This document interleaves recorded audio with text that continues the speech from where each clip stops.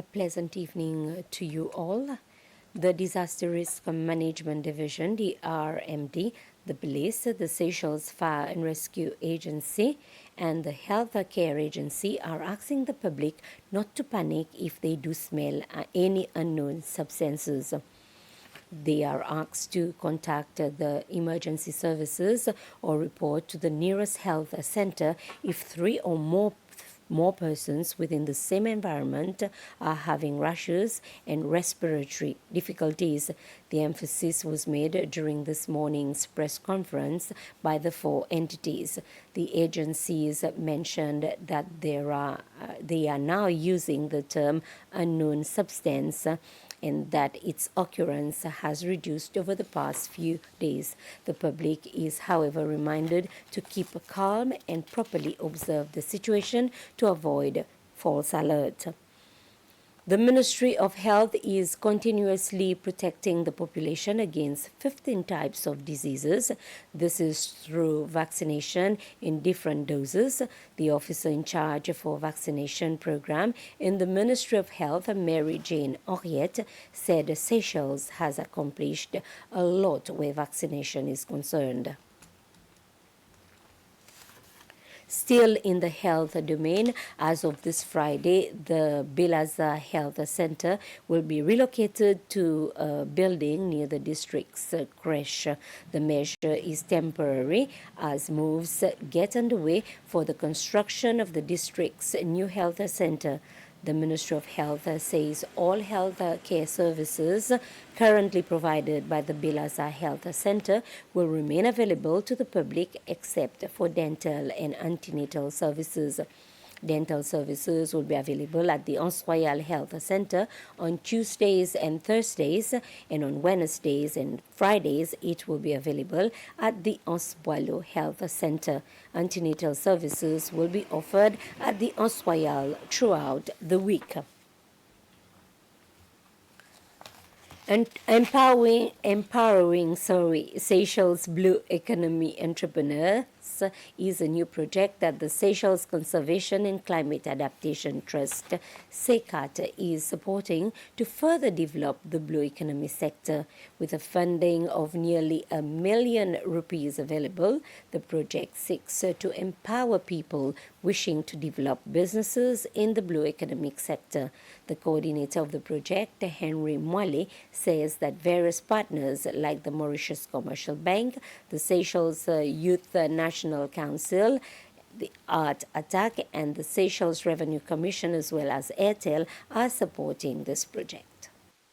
We approached these partners and we explained to them the concept, and they were happy to come on board because they had found a way of contributing to the blue economy. So, for example, MCB is facilitating access to finance and financial information to the participants.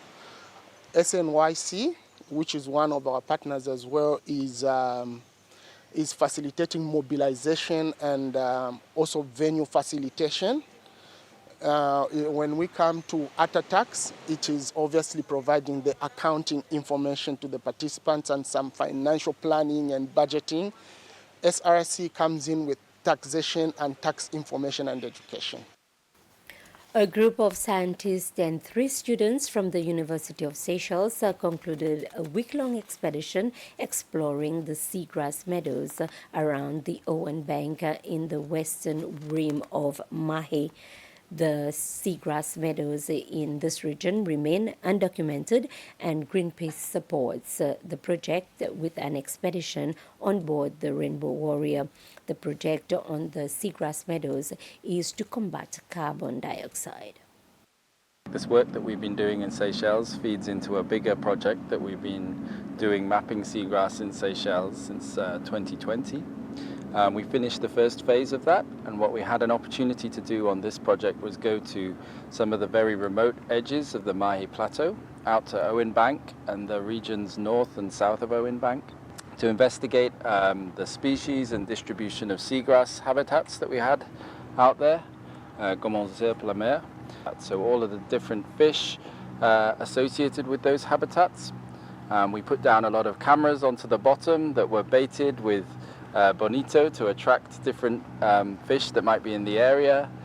We could see a large number of critically endangered shark species, as well as very big numbers of commercially important species. Local insurers participated in a two-day training hosted by the Organization of Eastern and Southern Africa Insurers, OSAI. Insurers Association of Seychelles, together with the OSAI, organized the opening of the training recently at the Coral Strand Hotel at Beauvallon, and the training is being conducted by a South African expert. OSAI is a collective of insurance companies and professionals dedicated to enhancing the insurance industry across Eastern and Southern Africa through collaborative efforts and various initiatives. The OSAI Secretary General, Rose Wanda, says this training is part of their ongoing commitment to professional development and knowledge sharing. As OSAI, we work to promote best practice within the insurance industry by stimulating the development of insurance skills through technicals and leadership training skills. And this is one of the technical training we are conducting this year. Now, through research activities, we will endeavor to provide information that will inform regional expansion and investment drives in the region, promote innovation in product development in the industry, as well as encourage the exchange of ideas between members with regards to underwriting best practices. OSAI also aims to assist in the development of a sound insurance regulatory environment by engaging regulatory bodies and insurance associations to play an active role in complementing efforts of COMESA and SADC to engender economic cooperation and promote sustainable businesses in the region. On a lighter note, to celebrate the Chinese Language Day, students of the Seychelles Tourism Academy, STA, performed songs and dances to showcase the Chinese and Creole cultures.